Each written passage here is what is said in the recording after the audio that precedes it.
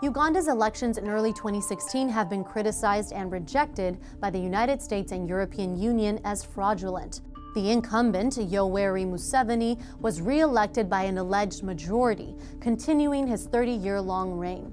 Since the election results were announced, the opposition leader and other party members have been repeatedly arrested and intimidated. Despite holding elections, many say that actions like these are more in line with a dictatorship than a republic or democracy. So how do presidents become dictators? Well, in the case of Uganda, Museveni was not originally voted into presidency. In 1986, after years of competing government factions and coups, Museveni's faction overthrew the capital and instituted him as president, promising democracy. But with the new president came strict limits on opposition political parties. They could not gather, produce candidates, or almost any other action which would threaten the existing presidency. In 2005, Museveni allegedly paid parliament members $2,000 each to abolish presidential term limits, keeping him in power. The following elections in 2006 and 2011 were marred by voter disenfranchisement. Museveni's rule has seen severe human rights abuses and even an attempted anti-homosexuality bill referred to as the Kill the Gays bill. Another country with a similarly dictatorial president is Cameroon. President Paul Biya has been in power since he was appointed prime minister in 1975, leading to the longest-running non-monarchy leadership in the world.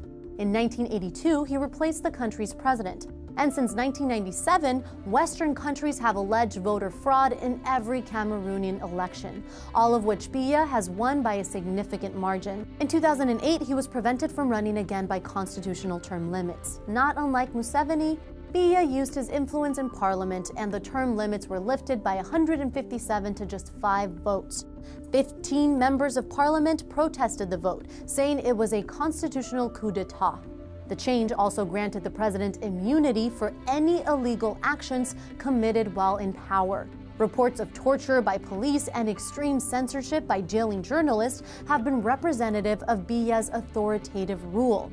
Perhaps the worst of presidents turned dictators is Robert Mugabe of Zimbabwe. Although in 1980 he did win the popular vote, making him the first prime minister of the newly independent Zimbabwe, things almost immediately took a turn for the worse. The country was established as a one-party state, leaving only Mugabe's party in charge. He even created a North Korean-trained security force to stifle dissidents. Numerous allegations of ethnic cleansing leading to more than 20,000 deaths were levied on the regime in the 1980s. In 1987, under Mugabe's direction, the roles of prime minister, president, and commander-in-chief were collapsed into one presidential role.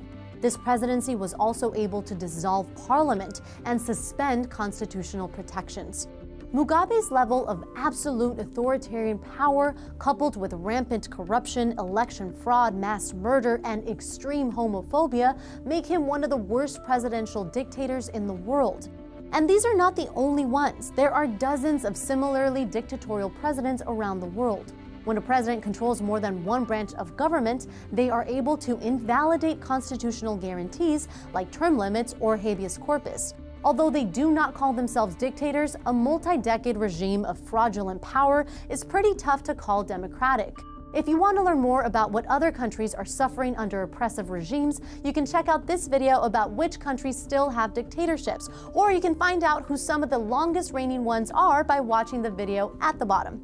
Thanks for watching TestTube News. Don't forget to like and subscribe for new videos every day.